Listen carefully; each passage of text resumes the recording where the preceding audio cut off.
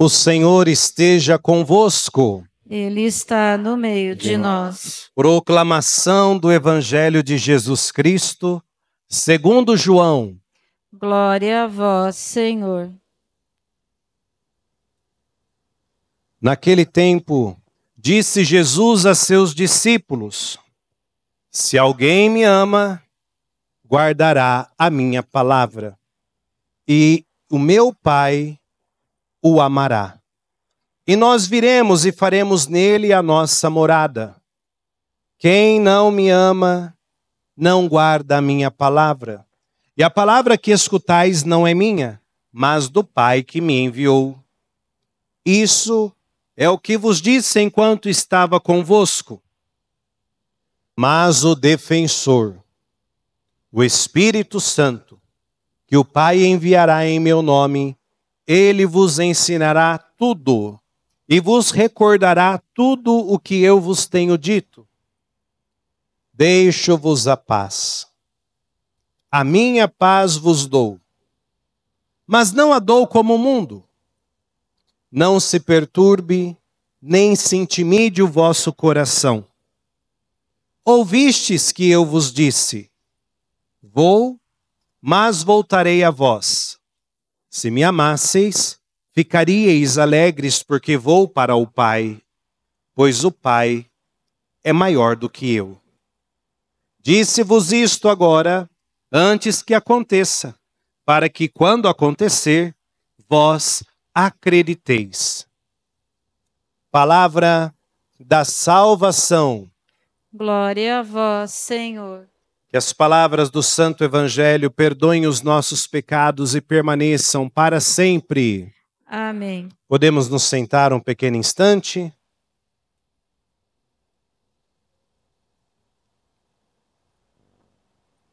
Queridos irmãos, queridas irmãs, nós estamos nesse sexto domingo da Páscoa. Domingo que nós vemos de uma maneira muito intensa que nas primeiras comunidades cristãs haviam já dificuldades, como nós ouvimos na primeira leitura de hoje. Algumas dificuldades apareceram e nós podemos comparar toda a liturgia da palavra de hoje com podemos assim colocar uma metáfora de casa, da casa. Nós ouvimos, por exemplo, na primeira leitura, que ali na primeira comunidade que estava nascendo, na leitura dos Atos dos Apóstolos, que tinham ali problemas relacionados a essa casa aqui da terra, onde eles habitavam e onde também nós habitamos. A comunidade, a primeira comunidade, ela tinha aí os seus dons, tinha também as suas dificuldades. Então, fazendo uma comparação com casa, nós podemos dizer assim que se não tivermos atentos, nós vamos morar ou moramos em uma casa que é uma casa de sapé. Já viram o sapé? Aquela casa que, se a gente não tomar cuidado, pega fogo com facilidade. A primeira comunidade teve ali as suas dificuldades, teve as suas discussões fortes, mas não que isso tenha acontecido na sua casa já. Dificuldades, discussões fortes. Nunca aconteceu isso na sua casa. Mas ali na primeira comunidade aconteceu essas discussões. E aqui, que no nosso modelo de entender, foi até mesmo assim uma briga.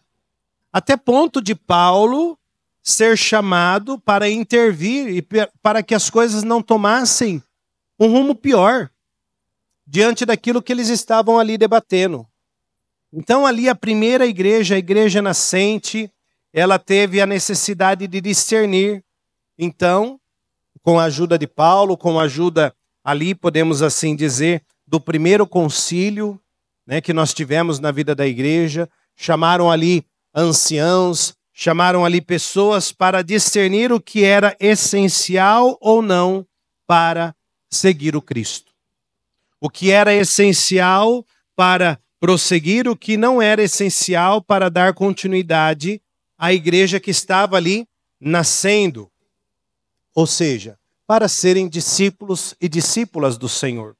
O que é essencial para isso? E ali, depois dessa discussão, surgiu até mesmo um decreto apostólico. Algumas pessoas, né, os novos cristãos, por exemplo, ficavam isentos de algumas práticas, costumes religiosos vindos do judaísmo. Aqueles cristãos que até mesmo já estavam um pouco mais adiantados, podemos assim dizer, na fé, tinha algumas obrigações. E uma dessas discussões aqui que surgiu, como nós ouvimos na primeira leitura, era a discussão da circuncisão, que estava habitando ali naquela primeira comunidade. E Paulo, o que fala, né? Mais do que a circuncisão física, é necessária a circuncisão do coração. Mas posso também fazer isso, mas tenho que ter o essencial primeiro. Mais do que 1000 ave-marias, quanto eu coloquei de coração em cada ave-maria que eu rezei? Mais do que trilhões de regras, quanto meu coração está ali colocado para o seguimento de Jesus? Eu posso rezar 1000 ave-marias. Eu posso fazer tantas práticas devocionais, é importante também. Mas, para o seguimento de Jesus Cristo, eu preciso colocar o meu coração, a minha intimidade com Ele, me despojar nele, para amá-lo verdadeiramente e não deixar muitas vezes que o nosso coração fique fechado à graça de Deus por conta de tantas regras que colocamos na nossa própria vida. De tantas coisas que vamos colocando, ocultando o segmento de Jesus. E para nós que somos cristãos batizados, hoje a Emily vai ser batizada. Uma vez recebido o batismo, o cristão não precisa de outro rito para pertencer ao Senhor e viver na sua igreja. Porque ali é a porta de entrada na igreja para nós. E qual que é a nossa primeira vocação quando somos batizados? Ser... Quem aqui? Todos estão batizados, né? Antes de você ser um bom profissional, uma boa profissional, antes de você ter aí o seu emprego, a sua vocação que você escolheu para seguir, antes de você escolher qualquer coisa para a sua vida, a gente não pode esquecer que a primeira vocação nossa, nós somos chamados a ser santos. Somos chamadas a ser santas. E aí que está um grande empenho nosso, para que a casa não vire casa de sapé. Eu até costumo dizer, né? Os apóstolos aí viveram, né? Mais ou menos 3 anos com Jesus. A escolha de Jesus por eles, né? Que eram pessoas frágeis também, tinham as suas limitações, tinham as suas discussões. Viveram 3 anos ali com Jesus. Você conhece Jesus há mais de 3 anos? Acho que sim, né? E eles vivendo 3 anos com Jesus, todos eles foram santos. Você já é santo? Por quê? É provocativa essa discussão, é provocativa mesmo essas perguntas que eu faço, justamente para nós não esquecermos a nossa vocação. O nosso ser cristão. Queridos pais, queridos padrinhos, a Emily nunca mais poderá esquecer esse dia do batismo dela. Como todos nós aqui não esquecemos, não é verdade? O dia do nosso batismo.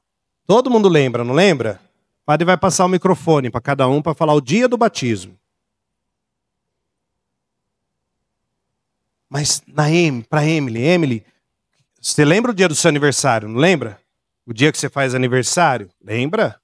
Todos nós aqui sabemos o dia do nosso aniversário. E o dia do nosso batismo? Que é essencial para o seguimento do Cristo. Padre, eu era tão pequeno quando eu fui batizado. Mas o dia, você não nasceu grande. O seu aniversário você guarda. Por que não um batismo? Não é importante na tua vida? Aí que vale a pena o nosso empenho para que a nossa casa não pegue fogo. Uma fagulha faz pegar fogo a nossa casa. Se a gente esquece quem nós somos, o batismo que recebemos. As pessoas, quando te veem o Cristo, precisam ver, porque você tem esse chamado à santidade. Você tem esse chamado a ser santo, ser santa. Primeira casa que nós temos, né? Depois nós ouvimos ali na segunda leitura, Apocalipse, a nossa casa lá de cima, o céu. Essa casa feita de pedras preciosas. Essa casa preparada para cada um de nós. E falar de Jerusalém é falar desse encontro definitivo com Deus Pai. Falar desse encontro maravilhoso que vai ser com Deus Pai. Imagina o seu encontro com Deus Pai. Coisa maravilhosa, que coisa bonita. O nosso caminhar para esse céu, né? Então essa casa lá de cima. Nós ouvimos um número muito preciso aqui na segunda leitura. Que número que é? O número 12. O número 12 nós ouvimos aqui, né? Então, esse número 12, ali ele indica a totalidade do povo de Deus. O número 12 quer significar todos, tudo. E tudo na Sagrada Escritura significa tudo. Todos na Sagrada Escritura significa todos. Aí, vocês fizeram teologia. Todos significa todos. E aqui nós ouvimos, né? 12 tribos, 12 apóstolos, 12 portas, 12 alicerces. Ouvimos tudo isso. É a Igreja Católica.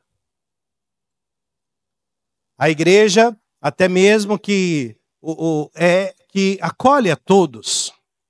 Por isso que o termo, né, católico é universal, um termo que significa universal. Não é do Edir Macedo. Igreja católica. Igreja, às vezes, colocou esse termo justamente para nos confundir um pouco, né? Igreja universal. Mas o que significa universal? Católica. Mas aí coloca esse termo para nos confundir, né? Para nos tirar realmente do trilho, né? E as portas, né, viradas aí, que nós ouvimos, né, para os pontos cardeais, né? Quantas portas tinha de cada lado? Eles estão bons de matemática. 3 portas de cada lado. Não importa por qual porta nós vamos entrar, mas nós vamos entrar na igreja para alcançar esse céu. Não importa de que lado nós vamos entrar, mas essas portas, essa cidade de portas abertas, essa cidade que vai acolher essa casa lá em cima, nós vamos passar aí pela igreja para entrarmos nesse céu que nos espera, nessa casa lá em cima que nos espera. Esta nova cidade construída sob o testemunho aí dos apóstolos, que cada porta, em cima de cada porta tinha o nome dos apóstolos, que essa porta, esses apóstolos aderiram verdadeiramente o Cordeiro, a exemplo do Cordeiro, a exemplo do Cristo, né? Neles, quem entra por essa porta, encontrará Deus. Encontrará verdadeiramente o Senhor recebendo vida em plenitude. E depois, no fim, né, o Evangelho nos ensina sobre a casa feita de amor. É a casa do coração. Ouvimos no primeiro versículo do Evangelho de hoje. Se alguém me ama, guardará a minha palavra e o meu Pai o amará. Olha só agora. E nós viremos e faremos nele a nossa morada. Faremos nele, naquele que me ama, naquele que guarda a minha palavra, a minha casa. Olha a importância da tua vida. O Senhor habitando na casa. Que casa? A tua vida. O Senhor ali em você. Quando nós recebemos o batismo, hoje a Emily vai receber esse batismo, o Senhor morando na vida dela. Eu e o Pai viremos e estaremos nessa casa. Essa casa de amor, essa casa tão bonita, né? E para viver e selar esse amor, o Senhor nos promete tudo.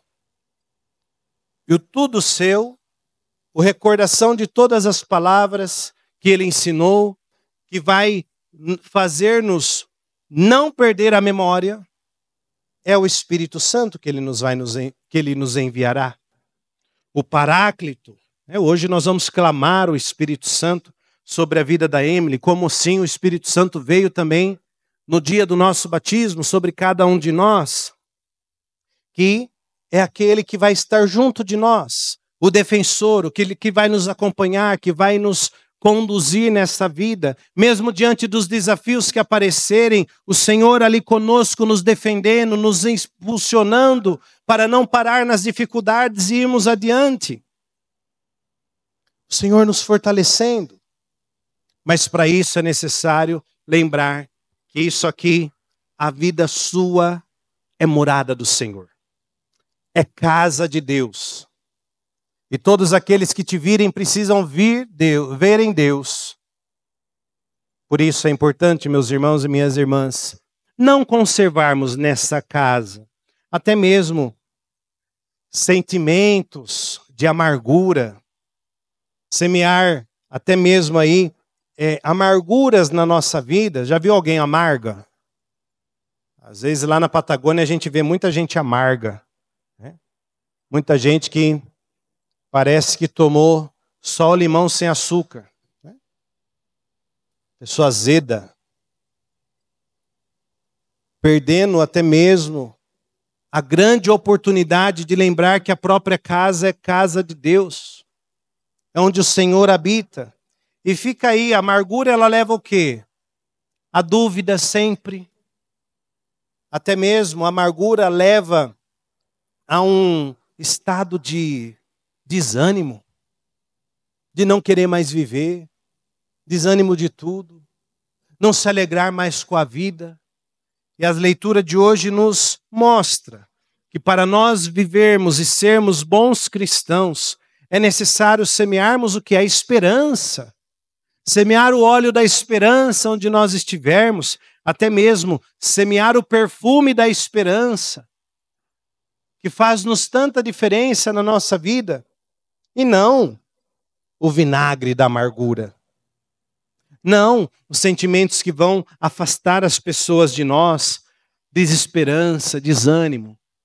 Que essas leituras nos ajudem a estarmos mais intensamente vivendo essa casa, para que não se torne casa de sapé, mas também nessa casa, olhando para aquela casa lá de cima. Aquela casa que nos aguarda, que nos espera.